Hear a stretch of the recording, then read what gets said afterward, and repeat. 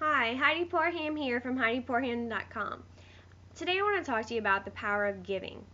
It's a touchy subject with a lot of people. It's touchy with me. Let me give you a quick rundown. When I was a teenage mom and I started making money at my job, I'd go to school a half a day and I'd work a half a day, and I made $90 a week. And because I made that and I didn't have a lot of money, I was like, oh, I'm not giving. I need to keep all the money that I make. And I know they say in the Bible that 10% belongs to God, but I don't have that much money, and He'll understand. And that's the kind of frame of mind I had back then. Well, when I was praying for my son and he was having we were going through medical issues, I started digging into the Bible. And it says, you should give 10% of your income. And I'm like, oh, I don't know about that. But I felt at that moment, even if it would let my son live, even if God would let my son live from doing this, it's worth it. And then I started thinking, 10%, and this is so true, 10% of your income belongs to God. And the reason why you have that income is because of God. God woke you up this morning. You were able to get up out of bed because God woke you up this morning. And you woke up and you're able to walk, talk, move your arms, And what I was going through with my son, I realized, they told me he couldn't walk, he couldn't talk, but I knew God could do that. And then I realized, what, me getting up this morning was because of God. Me being able to go to work, or my husband going to work, is because of God. So the reason why you got the job and you getting that income in the first place is because of God. And 10% belongs to God.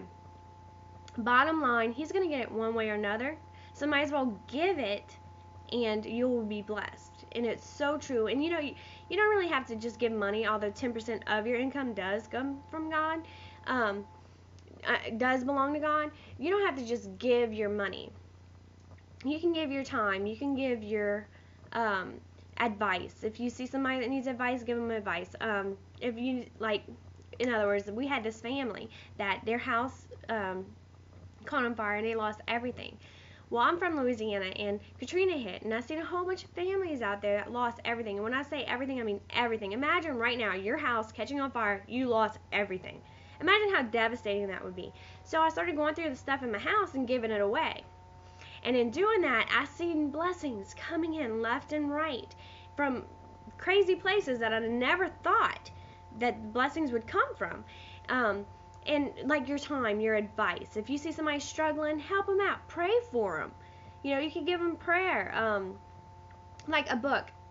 You have books on your shelf all the time. If you know a book would help somebody, it's collecting dust on your shelf anyway. Give them that book.